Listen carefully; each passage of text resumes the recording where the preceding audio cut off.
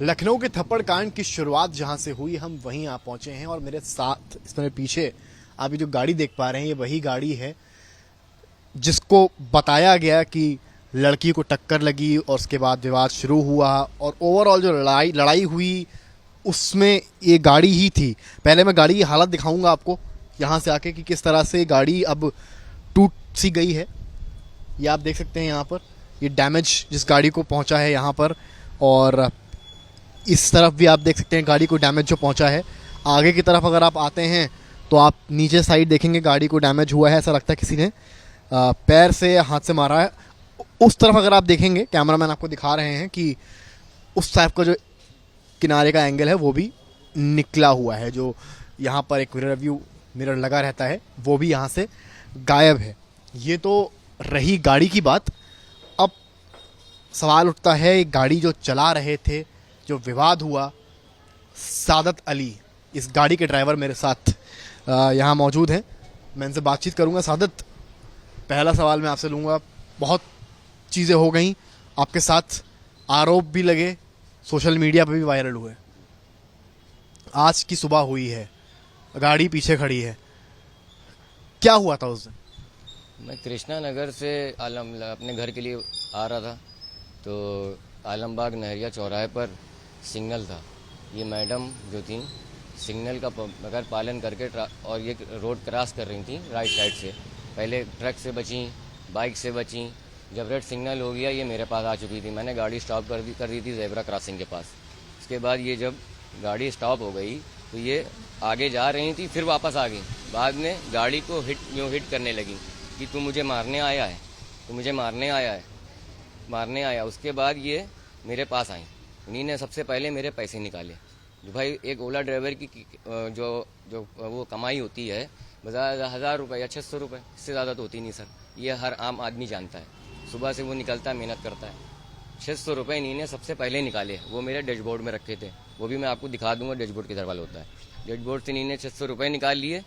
फिर इन्हीं ने मेरा मोबाइल ऐप जो लगी होती है उसका स्टैंड होता है, स्टैंड पे इन्होंने मेरा मोबाइल निकाला।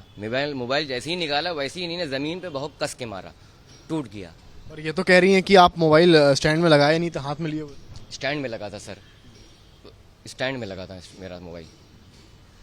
आप जब गाड़ी का एक प्रकरण हुआ है, आखिरी स्पीड आपकी गाड़ी की कितनी थी?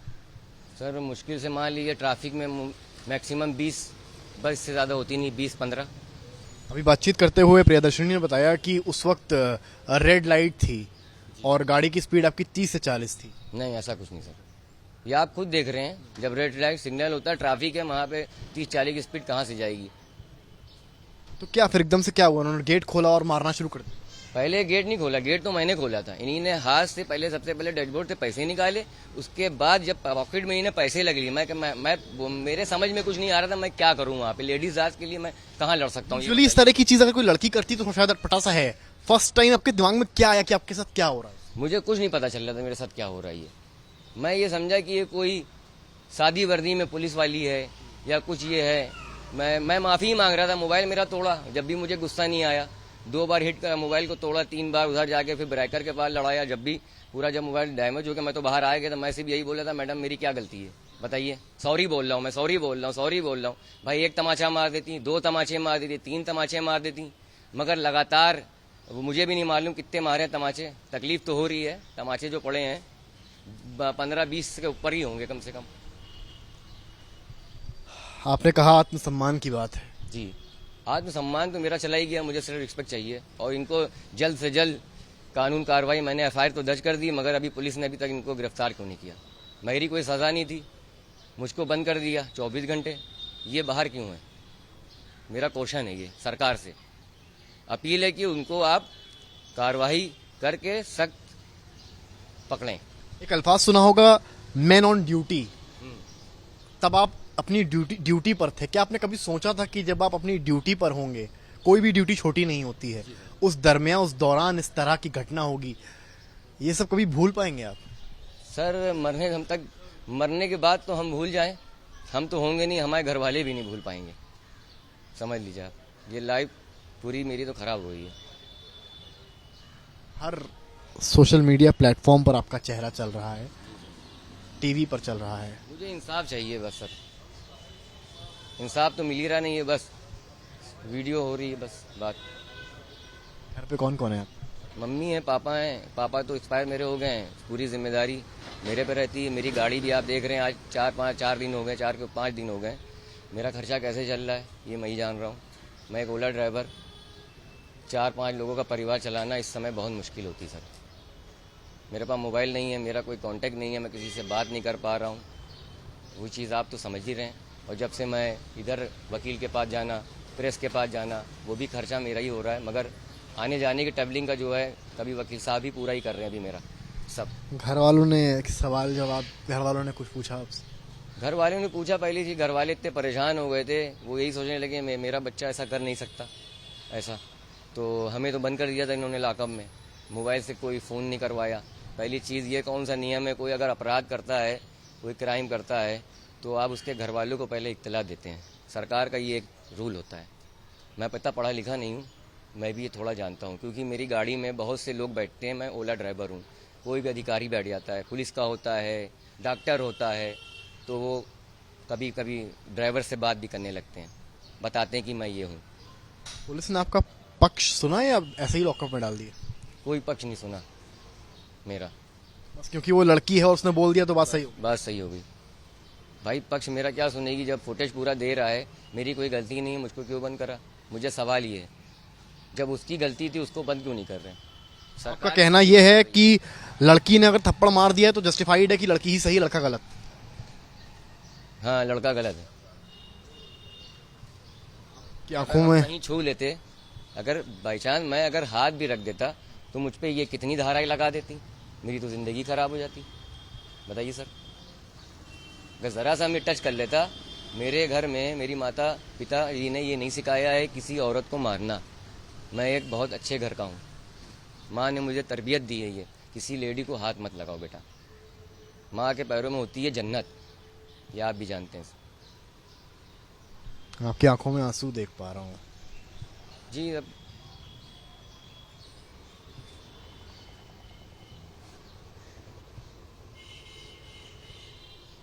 इंस्टा यूज करते हैं?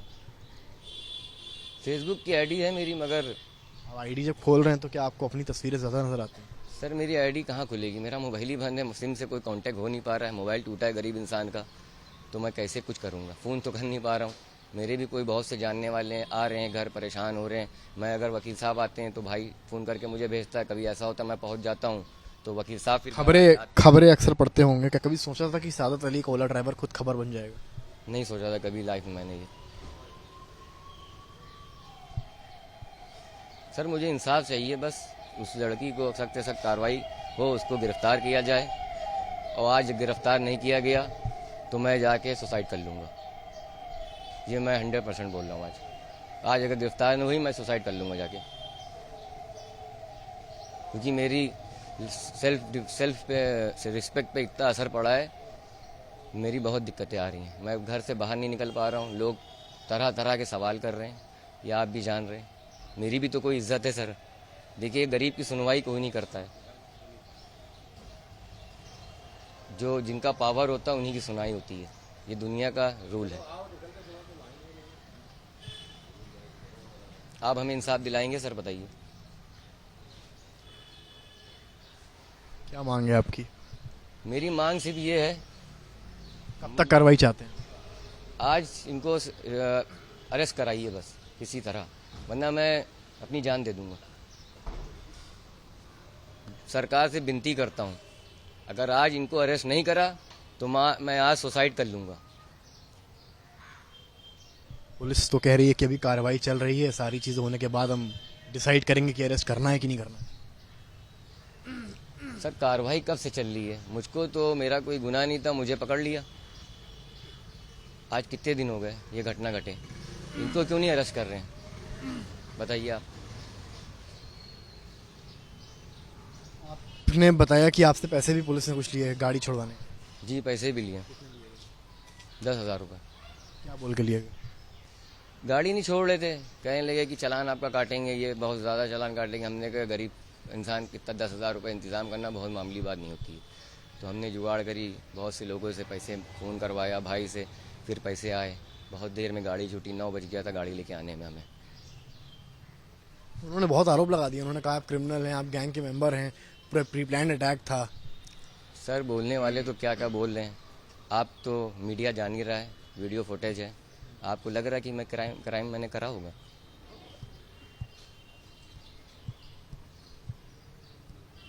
डर का माहौल है। आखिरी सवाल ले रहा हूँ, आप जैसे कितने ओला ड्राइवर्स होंगे जो इस घटना को देख के अब शायद दोबारा सोचेंगे कि अगर कोई लड़की मेरे कैब में बैठ रही है या फिर, तो मैं उससे क्या बोलूँ और क्या ना बोलूँ। वो डरेंगे, बैठाएंगे नहीं, पहली चीज़ कैंसिल कर देंगे बुकिंग लेडीज़ की।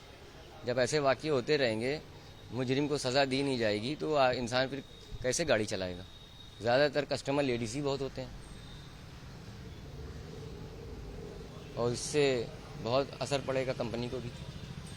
जब हमारी कंपनी पे जब ड्राइवर बुकिंग आएगी तो वो कैंसिल कर देगा, दूसरे भेज देगा, ऐसी दूसरे पे जाएगी, फिर दूसरे पे जाएगी, उसकी बेचारे की आईडी बंद हो जाएगी ड्राइवर की।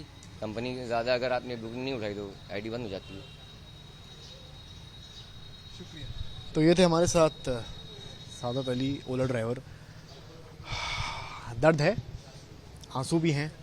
इनका कहना है अगर आज की आज कार्रवाई नहीं हुई, अरेस्टिंग नहीं हुई, तो ये सुसाइड भी कर सकते हैं। अब देखना है कि लखनऊ पुलिस इस मामले में कब एक्शन लेती है। कैमरामैन गौरव के साथ समर्थ श्रीवास्तव, आज तक।